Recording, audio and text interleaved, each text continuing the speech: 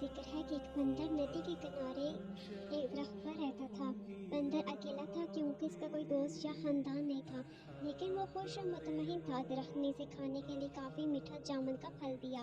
اس نے اسے دھوپ سے سائے اور بارش سے پناہ بھی دی۔ ایک دن ایک مگرمچھ دریا میں تیر رہا تھا۔ وہ بندر کے درخت کے نیچے آرام کرنے کے لیے کنارے پر چڑھ گیا۔ ہیلو، بندر نے پکارا، جو ایک دوستانہ برتاؤ کرنے والا جانور تھا۔ ہیلو، مگرمچھ نے حیران ہوتے ہوئے جواب دیا۔ کیا تم جانتے ہو کہ مجھے کھانا کہاں سے مل سکتا ہے؟ اس نے پوچھا۔ میں نے سارا دن کچھ نہیں کھایا اور میں بھوکا ہوں۔ اب آپ سوچ رہے ہوں گے کہ مگرمچھ بندر کو کھا جانا چاہیے گا، لیکن یہ ایک بہت ہی شفیق اور شریف مگرمچھ تھا اور یہ خیال کبھی اس کے دماغ میں نہیں آیا۔ میرے درخت میں بہت پھل ہیں، کیا آپ کچھ کھانا چاہیں گے؟ بندر نے کہا، جو خود بھی بہت مہربان تھا۔ اس نے جامن کا پھل مگرمچھ کی طرف نیچے پھینک دیا۔ مگرمچھ اتنا بھوکا تھا کہ اس نے تمام جامن کھا لیے۔ حالانکہ مگرمچھ عام طور پر پھل نہیں کھاتے تھے، اسے میٹھا میٹھا پھل بہت پسند تھا، اور گلابی غدے نے اس کی زبان کو جامنی بنا دیا۔ جب مگرمچھ اپنی مرضی کے مطابق کھا چکا تھا تو بندر نے کہا، جب بھی آپ مزید پھل کھانا چاہیں تو واپس آ جائیے۔ جلد ہی مگرمچھ ہر روز بندر کے پاس آ جاتا تھا۔ دونوں جانور اچھے دوست بن گئے۔ وہ باتیں کرتے، ایک دوسرے کو کہانیاں سناتے اور بہت سے میٹھے جامن ایک ساتھ کھاتے۔ ایک دن مگرمچھ نے بندر کو اپنی بیوی اور خاندان کے بارے میں بتایا۔ بندر نے کہا، آج سے واپس جاتے وقت اپنی بیوی کے لیے بھی کچھ پھل لے جانا۔ مگرمچھ کی بیوی کو جامن بہت پسند آئے۔ اس نے پہلے کبھی اتنی میٹھی چیز نہیں کھائی تھی، لیکن وہ اپنے شوہر کی طرح مہربان اور نرم مزاج نہیں تھی۔ اس نے اپنے شوہر سے کہا، تصور کیجئے کہ بندر جب یہ جامن روزانہ کھاتا ہے تو اس کا ذائقہ کتنا میٹھا ہوگا۔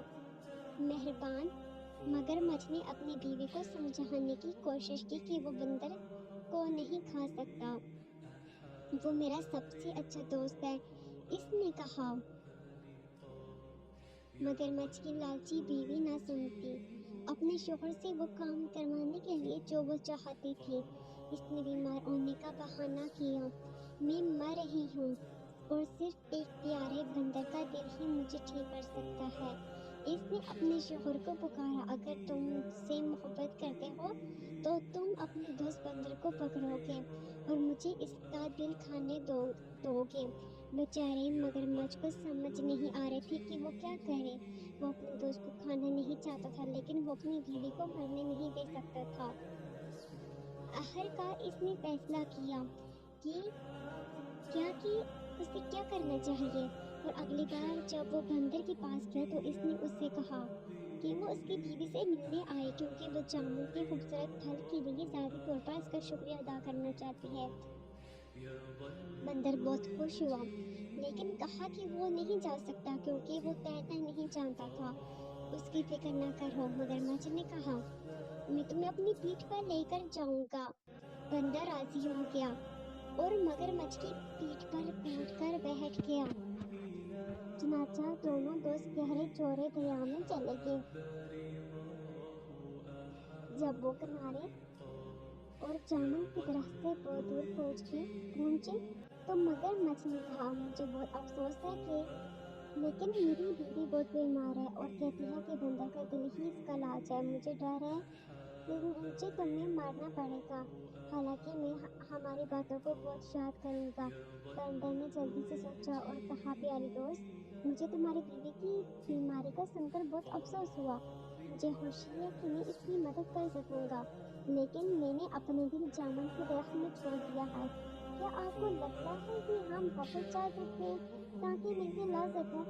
مگرمچھ نے بندر کی بات مان لی اور نورا اور تیزی سے تیر کر جامن کے درخت کی طرف گیا۔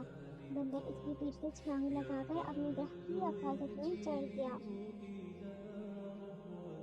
میں نے سوچا کہ آپ میرے دوست ہیں، اس نے پکارا، کیا تم نہیں جانتے کہ ہم اپنے دل کو اپنے اندر رکھتے ہیں؟ میں پھر کبھی تم پر بھروسہ نہیں کروں گا اور نہ ہی تمہیں اپنے درخت کا پھل دوں گا۔ چلے جاؤ، واپس نہ آنا۔ مگرمچھ نے اپنے آپ کو بہت بے وقوف محسوس کیا۔